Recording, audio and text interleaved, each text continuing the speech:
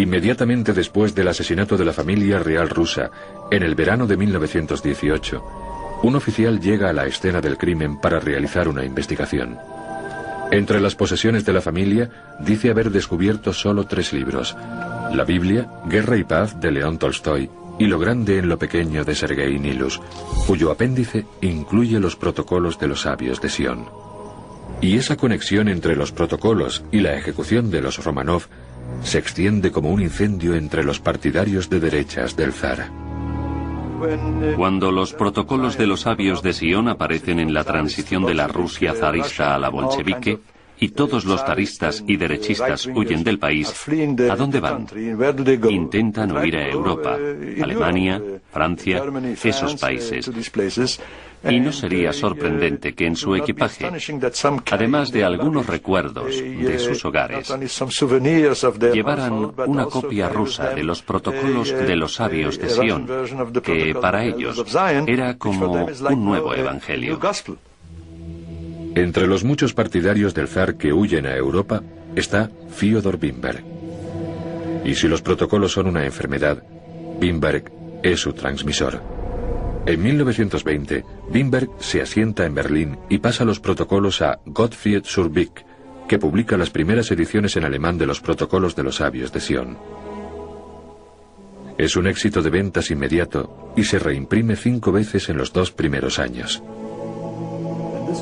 Era una época de crisis, el final de la Primera Guerra Mundial, un gran baño de sangre, dinastías que desaparecían, cambiaban las formas de gobierno, las fronteras, las costumbres, la moral. Todo eso molestaba a mucha gente.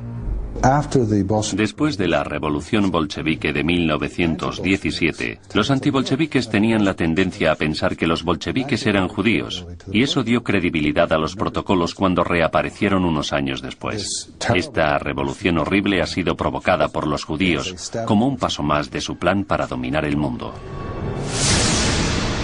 Y los alemanes, que todavía estaban recuperándose de los efectos de la Primera Guerra Mundial, fueron convencidos por el falaz argumento de que si los judíos pudieron conseguirlo en Rusia, también podrían hacerlo en Alemania. Los alemanes eran un objetivo particularmente fácil, porque ya tenían una larga tradición de literatura antisemita que condicionaba a los lectores para ver a los judíos como una amenaza para la civilización. Quizá el ejemplo más virulento sea la edición de 1878 de Deutsche Schriften, o Escritos Alemanes, de Paul Botticher. Botticher culpa a los judíos de todos los males que sufre Alemania.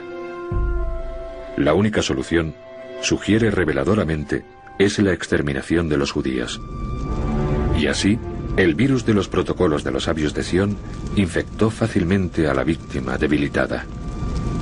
Una vez la enfermedad del odio a los judíos se apodera de Alemania, se fortalece y se disemina por toda Europa. El 8 de mayo de 1920, el editorial del Times de Londres publica varios pasajes de los protocolos. El editorial se pregunta de forma retórica: ¿qué son estos protocolos? ¿Son auténticos? Si lo son, ¿qué asamblea maligna pergeñó estos planes y se regodeó con su diseminación? ¿Acaso con el esfuerzo extremo de nuestra nación hemos escapado de la Pax Germánica para caer en una Pax Judaica? Ese editorial tuvo mucha importancia, legitimizó los protocolos y significaba que no eran solo delirios de algunos movimientos de protesta alemanes, sino que incluso el Augusto Times de Londres decía que había algo de verdad en todo eso.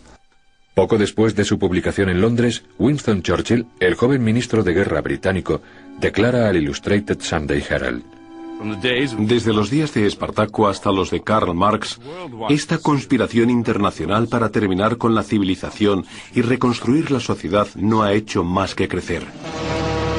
Menos de una semana después de su aparición en Inglaterra, los protocolos de los sabios de Sion empiezan a llegar al público estadounidense, todo a causa del inquebrantable fervor antisemita de uno de los grandes héroes estadounidenses, Henry Ford. Entre mayo y octubre de 1920, Ford escribe un artículo semanal sobre los protocolos en su periódico, el Devon Independent. Pero no se para ahí. Henry Ford distribuye esos artículos a sus concesionarios de coches de todo el país para el disfrute de los compradores de automóviles. En noviembre del mismo año, Henry Ford publica los protocolos y su propia diatriba antisemita en un grupo de 4 volúmenes titulado el judío internacional, el principal problema del mundo. Se distribuyeron 500.000 de copias en los Estados Unidos y Ford firma la publicación de las ediciones europeas en 16 idiomas. Cuando el New York World le preguntó en 1921 por qué publicaba los protocolos, Henry Ford respondió: La declaración que puedo hacer de los protocolos es que encajan con lo que está pasando. Tienen 16 años y han encajado siempre con la situación mundial. Encontró respuesta a muchas de las preguntas que se planteaba, y con sus medios y con su prestigio, estaba en posición de avalarlo y ponerlo a disposición de personas que de no ser por él no lo habrían leído. Eso le dio una legitimidad en la sociedad estadounidense de los años 20.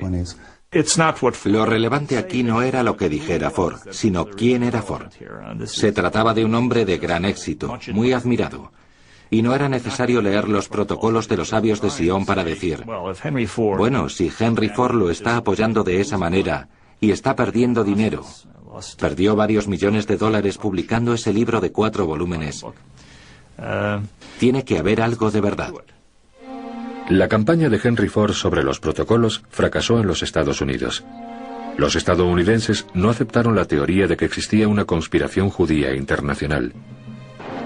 Pero la influencia de Ford, por medio de El Judío Internacional, estaba llegando a millones de personas en toda Europa, y los políticos jóvenes en ascenso estaban empezando a responder a las mentiras incluidas en los protocolos.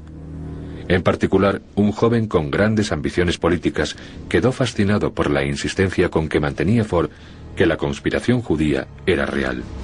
Su nombre era Adolf Hitler. Se dice que Hitler tenía un retrato del heroico Henry Ford en su estudio o en su cuarto. El millonario, el hombre hecho a sí mismo. En 1921, los protocolos circulaban desde hacía casi un cuarto de siglo. Lo que había empezado como un engaño perpetrado por una facción política con un propósito muy limitado, era ya aceptado como un hecho real en 2 continentes. Entra en escena Philip Graves, un joven y emprendedor reportero del Times de Londres. Graves no fue el primero en poner en duda la autenticidad de los protocolos de los sabios de Sion, pero sí fue el primero en demostrar que se trataba de una falsificación al encontrar la fuente original de la que se plagiaron. Graves encuentra una obra satírica francesa que contiene exactamente el mismo texto, palabra por palabra, de los protocolos. Pero la obra fue escrita 3 décadas antes de los protocolos y no tiene nada que ver con los judíos. La salida a la luz de la falsificación de los protocolos tuvo mucha importancia. No eliminó los protocolos como factor, pero los sacó del espectro político respetable. Si creías en los protocolos, quería decir que estabas en los extremos del espectro político, que eras parte de un movimiento de protesta que no aceptaba las normas de la política civilizada. En Inglaterra, Churchill se retracta inmediatamente. En Estados Unidos, Ford no lo hace.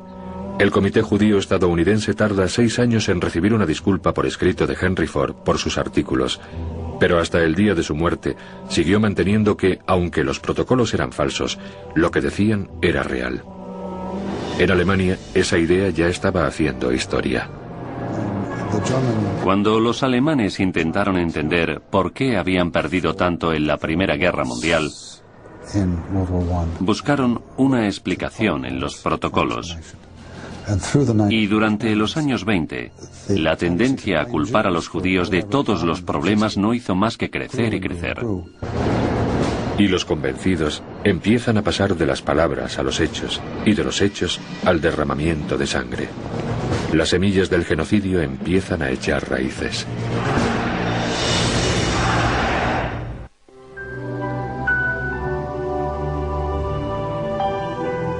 Gracias a Philip Graves, periodista del Times de Londres, los protocolos de los sabios de Sion quedan completamente desacreditados en 1921.